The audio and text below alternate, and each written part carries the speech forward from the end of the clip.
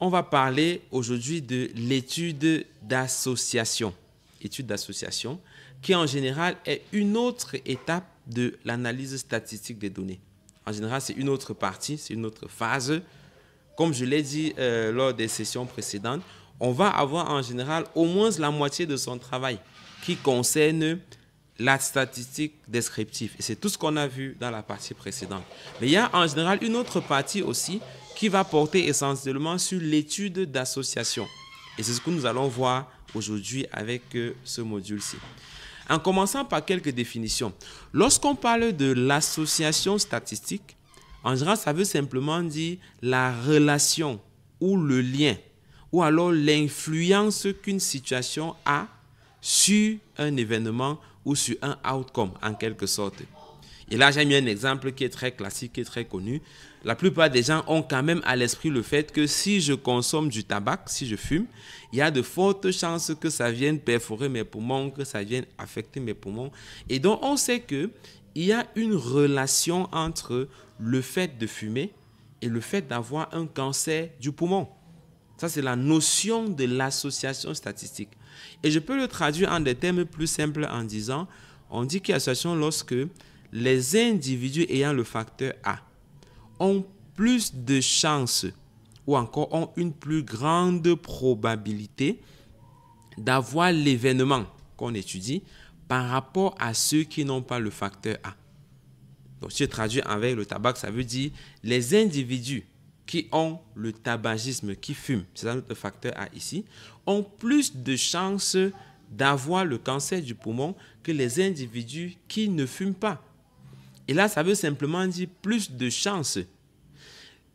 Derrière, ça ne veut pas dire que si quelqu'un fume, il va automatiquement avoir le cancer du poumon. Ça ne veut pas dire que si quelqu'un ne fume pas, il n'aura jamais le cancer du poumon. Ce n'est rien des deux. C'est juste une question de probabilité. C'est juste une question de chance. Quand je vois ça, je me dis qu'il y a de fortes chances qu'à la fin, on tombe sur tel événement ou sur tel outcome. Et c'est ça la notion d'association statistique. Et ce que l'association statistique ne veut pas dire, ça ne veut pas dire la cause. Et ça, c'est un élément très important à garder à l'esprit. Quand on dit association statistique, on n'est pas en train de dire que c'est la cause de telle chose. Par exemple, si je dis la pré-éclampsie est un facteur de risque d'accouchement prématuré, ça ne veut pas dire que c'est ça qui va aller déclencher l'accouchement. Mais ça veut simplement dire que si j'ai deux femmes, une qui a la pré-éclampsie, l'autre qui n'a pas de pré-éclampsie, je sais que celle qui a la pré-éclampsie a plus de chances d'avoir un accouchement prématuré que celle qui n'a pas de pré-éclampsie. En d'autres termes, si je dois référer les deux femmes dans deux hôpitaux différents, il y en a un qui peut recevoir le prématuré, l'autre qui ne peut pas recevoir, je vais prioritairement envoyer celle qui a la pré-éclampsie vers l'endroit où on peut recevoir les prématurés. Parce qu'elle a une plus grande chance. Maintenant, il est même possible qu'ayant fait ça, qu'à la fin, celle qui a la pré-éclampsie accouche normalement, à terme, et celle qui n'a pas de pré-éclampsie accouche de manière prématurée. Ça peut arriver comme ça. C'est pourquoi ce n'est pas la cause. Parce que l'idée de cause renvoie en fait à lorsqu'il y a A, il y aura automatiquement B qui va suivre. On peut par exemple dire les piqûres de moustiques sont la cause du paludisme. Parce qu'on sait que si un moustique, notamment l'anophèle, a transporté le germe du paludisme et qu'il vienne piquer une personne, automatiquement la personne aura le paludisme. Donc ça, c'est la cause. C'est ça la relation de cause à effet. Mais la notion d'association statistique ne renvoie pas nécessairement à la cause. Et c'est important de garder ça à l'esprit. Deuxième chose, association n'est pas synonyme de corrélation. Il y a cette confusion-là qui est souvent faite. Mais d'un point de vue statistique, il y a une différence. L'expression corrélation est réservée au cas où on fait l'étude d'association pour des variables quantitatives, comme on verra dans la suite de cette présentation. Et association ne veut pas non plus dire association significative. On verra que la notion de significativité renvoie à quelque chose de bien précis. Quand je dis qu'il y a association, je ne suis pas en train de dire que l'association est significative. Je suis simplement en train de dire, quand il y a l'événement A, quand il y a le facteur A, il y a de fortes chances qu'on ait l'événement qui va survenir à la fin. Et c'est important de garder vraiment ça à l'esprit. À quoi est-ce que ça sert de faire une étude d'association? Première chose, l'étude d'association nous permet de prendre des stratégies de prévention, de formuler, de concevoir, de mettre en œuvre des stratégies de prévention. Parce que lorsqu'on sait qu'est-ce qui est le facteur qui influence un événement, on sait quelles sont les mesures qu'on peut prendre pour que cet événement n'arrive pas. C'est un peu comme le harnais de sécurité qu'on peut mettre pour éviter de tomber.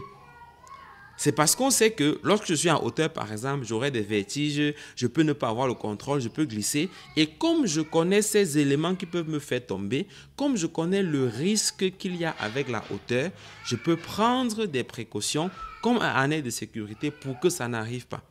Et donc, si on n'étudie pas les facteurs qui sont associés à un événement, il n'y a aucune possibilité d'avoir des stratégies de prévention. Et également, ça va servir aussi à améliorer les stratégies de prise en charge. Par exemple, lorsqu'on étudie les facteurs pronostiques, comme d'un AVC par exemple, ça va nous permettre de savoir comment est-ce qu'on peut améliorer la prise en charge des accidents vasculaires cérébraux. Parce que si je sais par exemple que le fait pour un patient d'avoir une pression artérielle élevée va augmenter le risque de décès, en d'autres termes, lorsque la TA est élevée, ça augmente les chances de décès par rapport à quand la TA est normale. Ça peut me permettre de savoir qu'en fait, je dois baisser la pression artérielle parce que c'est un facteur qui est associé au pronostic de ces patients-là. Donc, c'est à ça que ça sert. Également, lorsqu'on va faire une étude, les objectifs qui sont du style déterminer les facteurs associés à, identifier les facteurs pronostiques de, évaluer l'impact de X sur tel événement, etc. Ce sont ces types d'objectifs qu'on va répondre avec la partie étude d'association de notre travail. Et je vais attirer votre attention ici sur un objectif ou un type précis. Lorsqu'on fait un objectif, on dit comparer le groupe A au groupe B. Par exemple, comparer les patients décédés aux patients vivants. Comparer les patients hypertendus aux patients normaux tendus, etc. En général, c'est des objectifs en fait qui sont des objectifs d'association. Mais juste que ce n'est pas bien formulé, ce n'est pas bien présenté tel que ça devrait être. Parce que lorsque je fais une comparaison, le but en général, c'est de savoir qu'est-ce qui fait la différence entre les deux. Par exemple, si je dis, je veux comparer le lieu d'habitation entre les patients hypertendus et les patients normaux tendus. Je suis en train de sous-entendre par ma comparaison que je pense que l'endroit où on habite peut influencer la pression artérielle. Et donc, je suis en train en fait de savoir s'il y a une association entre le lieu d'habitation et la pression artérielle. Et donc, souvent, quand on dit comparer, même sans se rendre compte, on est en train de faire une étude d'association. Et on verra tout à l'heure dans la suite que même quand je fais mes tableaux dans mon plan d'analyse, dès que je mets la comparaison entre deux groupes, je suis en fait en train de faire une étude d'association. Parce qu'on verra tout à l'heure que association égale comparaison. Quand je dis étude d'association, en général, je suis en train de faire allusion à une comparaison. Et c'est pourquoi c'est important d'avoir ça à l'esprit. Et c'est à ça que ça va servir dans les études d'association en général pour les travaux de recherche. Comment est-ce qu'on arrive donc à déterminer l'association? Et un exemple là que j'aime bien prendre, si je vous dis, j'ai fait une étude, j'ai pris un certain nombre de patientes qui fument, des patientes tabagiques. Supposons que j'ai pris 400 patientes qui sont tabagiques. Voilà, donnez-moi une seconde.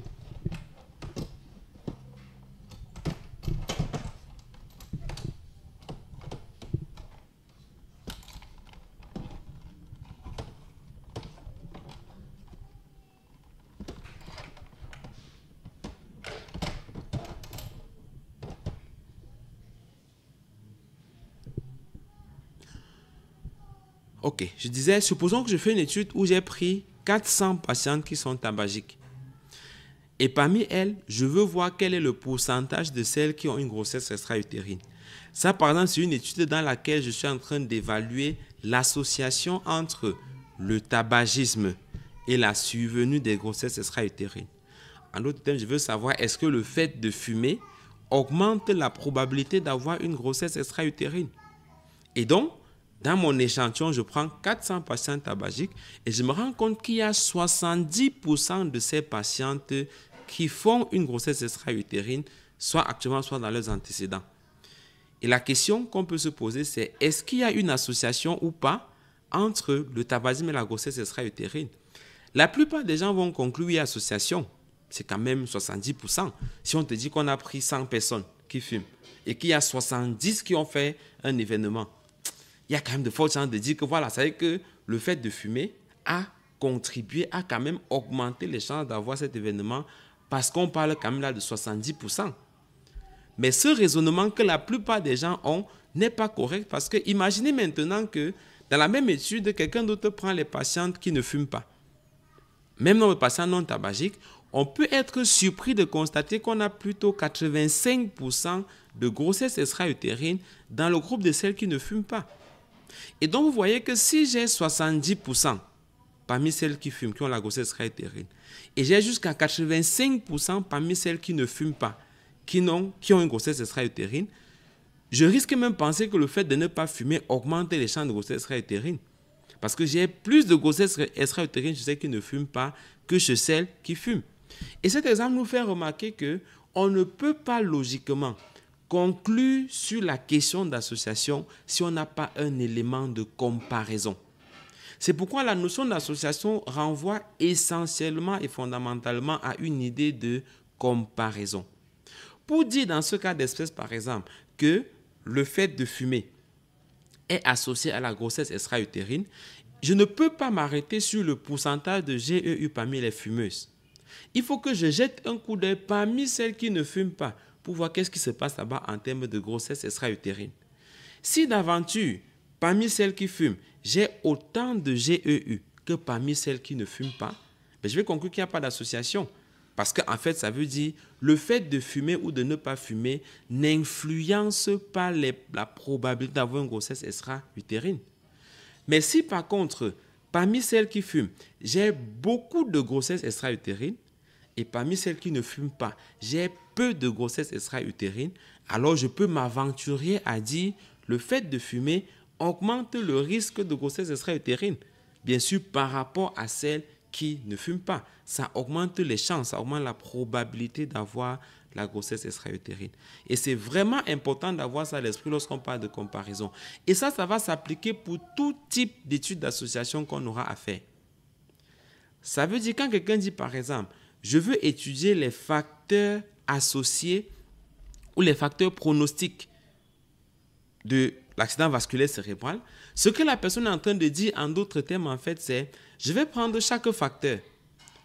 Parmi les patients qui ont un accident vasculaire cérébral, je vais prendre chaque facteur et je vais comparer le devenir des patients dans les deux groupes-là. Par exemple, quand je vais voir est-ce que le sexe influence, il faut garder à l'esprit que ce sera une affaire de comparaison. Quand je vais voir est-ce que l'âge influence, ce sera une affaire de comparaison de la mortalité entre les groupes d'âge et tout ce qu'on aura à voir comme facteur associé, ce sera essentiellement une question de comparaison entre les groupes et c'est vraiment ça l'idée que je veux que vous ayez à l'esprit. Et vous comprenez pourquoi j'ai dit tout à l'heure, lorsque quelqu'un met son objectif, je veux faire une comparaison, en fait la personne est en train de faire une étude d'association, même si la personne ne le dit pas. Il y a une étude d'association qui est en train d'être faite en arrière-plan. Et c'est ça la notion d'association. Maintenant, lorsqu'on veut étudier une association, il y a 4 étapes. Et c'est ça le contenu de notre présentation d'aujourd'hui. Il y a 4 étapes par lesquelles on va passer. Et je veux que vous ayez vraiment à l'esprit ces 4 étapes-là pour que ça vous facilite la conception du plan d'analyse et même la compréhension des résultats de votre analyse quand ce sera fait. La première étape, c'est de clarifier les variables. C'est-à-dire de pouvoir définir clairement quelles sont les variables dont je suis en train d'étudier l'association. Et rappelez-vous, on a dit, la recherche se résume à faire une collecte des données par rapport aux variables. C'est à ça que la recherche se résume. Ce n'est pas plus que ça. Et donc, quand je collecte mes variables, il faut que je puisse les clarifier. Parce que si je veux étudier l'association, je dois être clair sur quel est le type de chacune des variables. La première chose, c'est d'identifier ce qu'on appelle la variable dépendante et les variables indépendantes. C'est pour ça que j'ai mis un S entre parenthèses là. La variable dépendante, c'est comme le outcome. C'est comme l'événement final, qui est souvent appelé la maladie. C'est comme le facteur dont on veut voir les choses qui l'influencent. Si par exemple, dans mon étude, je suis intéressé à savoir qu'est-ce qui détermine l'infection au VIH dans une population, par exemple. C'est vrai que dans ce cas, ma variable dépendante, c'est le VIH, c'est le outcome. C'est comme l'élément qui est au centre de mon étude, dont je veux voir les facteurs qui l'influencent. Et les variables indépendantes, de l'autre côté, c'est ce qu'on appelle l'exposition, ou encore c'est l'état initial, ou encore sont les éléments qui vont influencer la survenue de l'autre élément qu'on avait au départ ici. Et en général, on a plusieurs variables indépendantes, on a plusieurs facteurs parmi lesquels on va essayer d'étudier pour savoir quels sont ceux qui influencent réellement le outcome que je suis en train d'étudier. Par exemple, je peux avoir quelqu'un qui fait une étude sur, OK, je veux savoir quels sont les éléments qui influencent ou qui déterminent l'obésité d'une population, par exemple. J'aurai un ensemble de paramètres que je suspecte être les éléments qui influencent l'obésité. Ça peut être l'âge, l'alimentation, l'exercice physique et tout ce qu'on peut imaginer là derrière.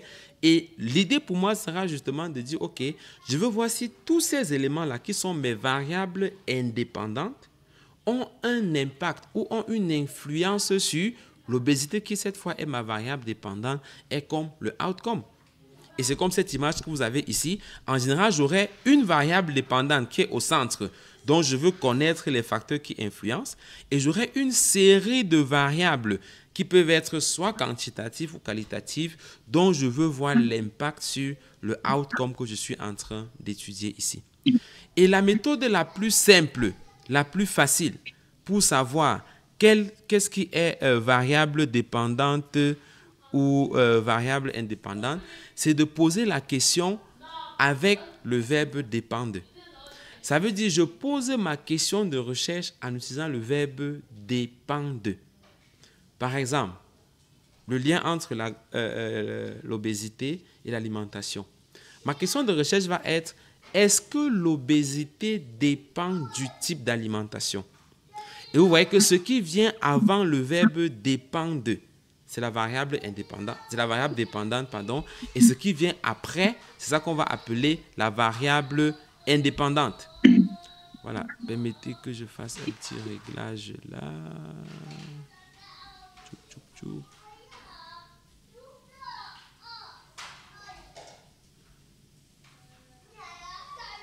Voilà, très bien. Donc je disais, on pose la question avec le verbe dépendre. C'est ça qui va nous permettre de savoir qu'est-ce qui est la variable dépendante, qu'est-ce qui est ou qu'est-ce qui sont les variables indépendantes. Et donc, quand je pose ma question de recherche avec dépendre, ce qui vient avant, c'est ça la variable dépendante. Ce qui vient après, c'est ça la variable indépendante. C'est pourquoi je peux dire, est-ce que l'obésité dépend de l'âge? Est-ce que l'obésité dépend du sexe? Est-ce que l'obésité dépend du niveau d'études? Est-ce que l'obésité dépend du statut maternel, ainsi de suite? Tout ce que je mets après sont les variables indépendantes et ce que je mets avant, c'est ma variable dépendante. Maintenant, lorsque j'ai identifié mes variables, l'autre chose, c'est de pouvoir spécifier quel est le type de ces variables-là. Et on aura globalement 3 cas de figure. Premier cas de figure, c'est quand j'ai affaire à la relation entre 2 variables qualitatives. Et on a vu dans le module précédent, c'est quoi les variables qualitatives. Deuxième cas de figure, c'est quand j'ai affaire à une variable quantitative et une variable qualitative. Et ça veut dire, je peux avoir ma variable dépendante qui est quantitative et ma variable indépendante qui est qualitative. Ou inversement, je peux avoir plutôt ma variable indépendante qui est quantitative et ma variable dépendante qui est qualitative. Et le troisième cas de figure, c'est quand j'ai 2 variables quantitatives. Donc, ma variable indépendante est quantitative et ma variable dépendante est quantitative aussi. Donc, c'est ça les 3 cas de figure qu'on va étudier maintenant lorsqu'on parle de l'étude d'association entre les variables. Une fois qu'on a clarifié ces variables, donc, la deuxième étape, c'est de procéder à la comparaison, puisque je vous ai dit tout à l'heure, étude d'association se résume essentiellement à une notion de comparaison. Quand mon association porte sur 2 variables qualitatives, donc relation entre qualitative et qualitative, en général, je vais comparer le pourcentage du outcome entre les groupes de ma variable indépendante. C'est l'exemple qu'on a ici. Tabagisme, c'est une variable qualitative, donc fumeur et non fumeur. Grossesse extra-utérine, c'est une variable qualitative, donc GEU et pas de GEU. Et comme je l'ai dit tout à l'heure, l'étude d'association va se résumer à comparer le pourcentage du outcome, donc le pourcentage de GEU, entre les groupes de la variable indépendante, donc entre les groupes de tabagisme ou pas de tabagisme, tout simplement. Et lorsque j'ai fait cette comparaison, je vais tirer ma conclusion sur la base du résultat de ma comparaison. Ça veut dire littéralement, si j'ai plus de GEU chez les tabagiques comparé aux non-tabagiques, je vais dire qu'il y a une association entre le tabagisme et la grossesse extra-utérine. Parce que j'aurais trouvé que lorsqu'on fume, on a les chances d'avoir une GEU qui sont plus élevées, juste parce que le pourcentage de GEU est plus élevé dans ce groupe, comparé au groupe où on n'a pas de grossesse extra-utérine. Maintenant, au groupe où on ne fume pas, je vous l'ai dit.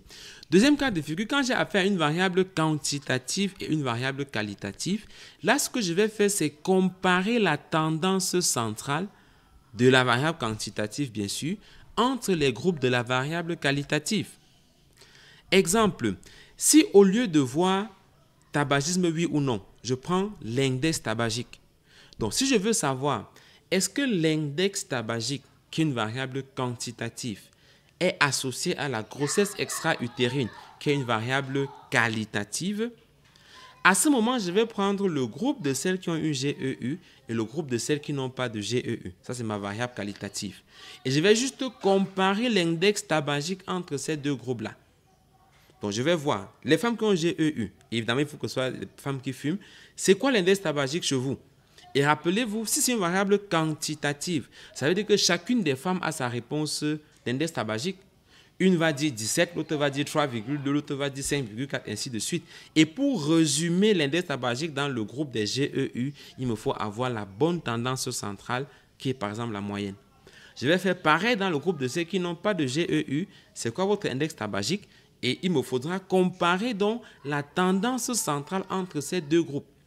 Et si par exemple celles qui ont une GEU ont un index tabagique moyen de 18 et celles qui n'ont pas de GEU ont un index tabagique moyen de 12, étant donné que 18 est supérieur à 12, je vais conclure que le fait d'avoir un index tabagique élevé est associé à la grossesse extra-utérine.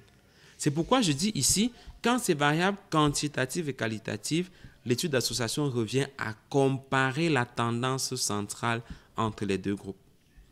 Troisième cas de figure, quand on a affaire à deux variables quantitatives, par exemple, si je veux regarder le nombre de grossesses d'une femme, qui est une variable quantitative, et l'index tabagique, qui est une variable quantitative aussi, je ne peux plus avoir des groupes ici. Parce que les groupes n'ont de sens que quand on est en train de parler des variables qualitatives. À ce moment, je vais plutôt comparer la variation de l'un des paramètres par rapport à l'autre ou de l'une des variables par rapport à l'autre. Et on verra ça dans la suite, comment est-ce que ça se fait concrètement. Maintenant, lorsqu'on parle de comparaison, je vous donne un exemple ici. J'ai dit tout à l'heure, il est question de calculer le pourcentage de survenue de l'événement entre les groupes. Ici, c'est une étude où je veux savoir, par exemple, est-ce que le sexe influence le devenir des patients?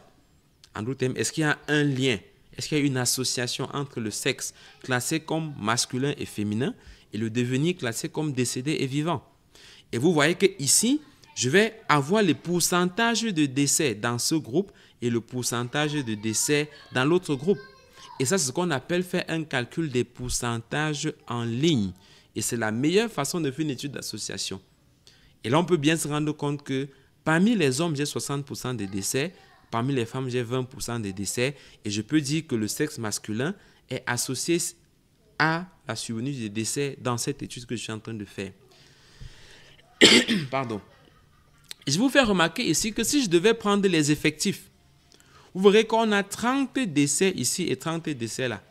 Donc, si j'avais pris les effectifs, je me serais trompé en pensant qu'il y a autant de décès chez les hommes que chez les femmes.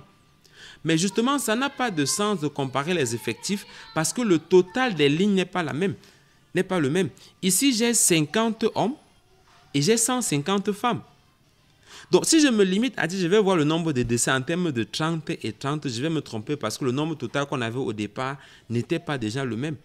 Et c'est pourquoi on compare les pourcentages. Parce que pourcentage veut dire en fait ramener à un total de 100.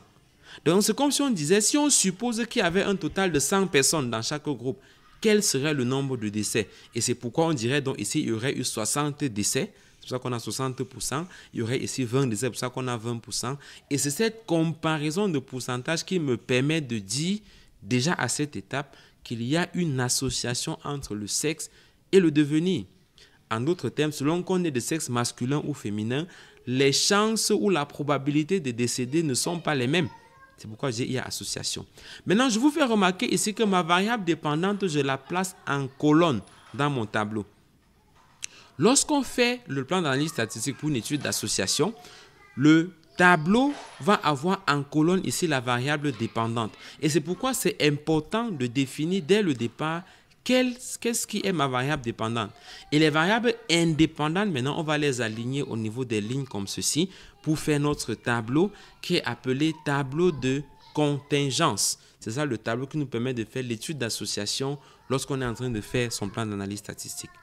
Donc, voilà un exemple de comparaison qu'on a. Deuxième cas de figure, quand on a affaire à quantitatif et qualitatif, il est question de comparer la moyenne ou la médiane entre les groupes de la variable catégorielle ou variable qualitative. Ça, c'est un exemple que j'ai pris dans une analyse statistique que j'ai faite récemment, où on voulait voir quels sont les facteurs associés à la survie des patients. Vous avez ici les patients décédés et les patients vivants. Et donc, vous verrez que ma variable dépendante, c'est ça le outcome, et ma variable indépendante, c'est ça les variables que j'ai ici. La preuve, c'est que si je mets ma question, je vais dire, est-ce que le outcome dépend de, peut-être du taux d'azat-alat? Est-ce que le outcome dépend de l'âge et ainsi de suite? Et comme le taux de alat ou azat est une variable quantitative et que mon outcome est une variable qualitative, ce que j'ai à faire, c'est comparer la tendance centrale entre les groupes de ma variable qualitative. Et ici, j'ai fait exprès de mettre la moyenne, la médiane, le minimum et le maximum pour que vous voyez un peu ce dont j'étais en train de parler à la dernière session quand je parlais de la tendance centrale. Vous allez voir que ici, par exemple, si je veux regarder aux moyennes, je vais voir que ici, la moyenne, c'est de 44 et ici, la moyenne, c'est de 27. Donc, j'aurais tendance à dire qu'un taux d'alat élevé est associé au décès parce que j'ai vraiment 44 là, c'est quasiment le double de ce qu'on a ici qui est de 27. Mais bizarrement, vous allez voir que si on prend les médianes, j'ai une médiane de 27 ici, une médiane de 27 là-bas. Donc la médiane est quasiment égale entre les deux groupes. Et pourquoi cela? Parce que justement la dispersion est très élevée dans ce premier groupe qu'on a ici. Vous voyez qu'on a une moyenne de 44, il y a un écart type carrément de 85, c'est-à-dire que l'écart type lui seul dépasse déjà la moyenne. On n'a même pas eu besoin de doubler pour que ça dépasse la moyenne. Et vous conviendrez avec moi que ici, d'après ce qu'on a vu dans les modules précédents, que le bon indicateur de tendance centrale ici, c'est la médiane. Et vous voyez d'ailleurs que si je devais me baser sur la moyenne pour conclure de l'association, j'aurais dit qu'il y a association et je serais en train de tromper les gens parce que j'ai pris la mauvaise façon de déterminer la tendance centrale. Et c'est pourquoi c'est important de prêter attention. Ici, par exemple, on va se servir de la médiane pour dire qu'il n'y a pas d'association parce que quand je compare la médiane entre les deux groupes, je me rends compte qu'on a des valeurs qui sont égales entre les deux groupes. Encore une fois, association, c'est une affaire de comparaison et ça dépend de la nature et du type de variables que j'ai et que je suis en train d'utiliser. Troisième cas de figure, toujours qualitatif-quantitatif. Maintenant, j'ai plutôt un outcome qui est quantitatif. Par exemple, ça, c'est un score de qualité de vie. Et j'ai mes variables indépendantes qui sont des variables qualitatives ou encore qui sont quantitatives qu'on a ramenées en catégorie. Parce que dans ce cas, on les traite aussi comme des variables catégorielles. Et ici, par exemple, donc, j'ai l'âge en groupe, plus de 65 et moins de 65. J'ai le sexe masculin et féminin. Et vous verrez que ici, j'ai la moyenne, plus ou moins écart type des deux groupes que je suis en train de comparer. Pareil pour le sexe, moyenne, plus ou moins écart type. Et on peut voir par exemple ici que la moyenne du score de qualité de vie est plus élevée chez les personnes âgées comparée aux personnes qui ont moins de 65 ans. Et si par exemple un score élevé veut dire qualité de vie altérée, je peux clairement dire ici que lorsque l'âge est à plus de 65 ans, on a une qualité de vie plus altérée quand l'âge est à moins de 65 ans. Donc, en d'autres termes, l'âge de plus de 65 ans est associé à l'altération de la qualité de vie. Et je suis là en train de répondre à ma question, est-ce qu'il y a une association entre l'âge et la qualité de vie. Juste en faisant cette comparaison de la tendance centrale entre les groupes de ma variable catégorielle. Et c'est la même chose qu'on aura pour le sexe en bas ici. Et tout ça, c'est vraiment pour faire remarquer que quand quelqu'un dit « je fais une étude pour connaître les facteurs associés à telle chose », il est en fait en train de dire « je m'engage à faire une comparaison pour savoir s'il y a une différence ». Et à partir de cette différence, dit si oui ou non on a une association dans les éléments qu'on est en train d'étudier. Voilà. Maintenant, troisième cas de figure pour finir sur cette deuxième étape, c'est quand on a affaire à deux variables quantitatives. Je l'ai dit tout à l'heure, l'idée c'est de comparer la progression de l'une des variables par rapport à l'autre. Et c'est ce qu'on va appeler maintenant la corrélation. Progression, ça veut dire quoi? Imaginons par exemple que ici, j'ai, comme je disais tout à l'heure, le nombre de grossesses en variable 1 ici. Et en variable 2, j'ai par exemple l'âge. Je veux savoir si l'âge influence le nombre de grossesses. Est-ce que par exemple les femmes âgées ont tendance à avoir plus de grossesses que les femmes qui sont plus jeunes? Par exemple, que je prends au pif comme ça. En faisant cette analyse-ci, ce qu'on appelle un nuage de points, je peux voir que quand on prend les valeurs élevées de la variable 1, on a tendance à avoir des valeurs élevées de la variable 2. Quand on prend des valeurs faibles de la variable 1, on a tendance à avoir des valeurs faibles de la variable 2. Ça veut en fait dire que la variable 1 augmente avec la variable 2. Donc quand la variable 1 augmente, la variable 2 a tendance à augmenter aussi. Ou encore, chez les personnes qui ont la valeur de la variable 1 élevée, on a tendance à avoir les valeurs de la variable 2 qui sont également élevées. C'est pour ça que je parle de la progression de l'une des variables par rapport à l'autre.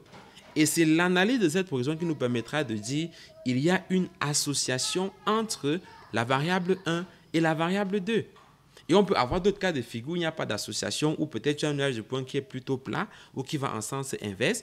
Et ça, c'est par exemple des choses que ce graphique, je l'ai extrait de mon livre auquel je faisais allusion hier, le guide pratique d'initiation à la recherche quantitative en santé. Et vous avez d'autres graphiques sur les autres formes de tendance. Vous pouvez d'ailleurs trouver ça sur Internet aussi. Mais dans le livre, j'explique également quand on a une tendance, association positive, association négative ou pas d'association, tout au moins pour la corrélation linéaire, c'est en fait le moyen qu'on utilise pour voir s'il y a un lien ou pas entre deux variables quantitatives qu'on est en train d'étudier. Ce que je dis là peut avoir l'air un peu abstrait, mais en fait, je vous garantis que c'est à ça que se résume l'étude d'association en général, cette histoire de comparaison-là.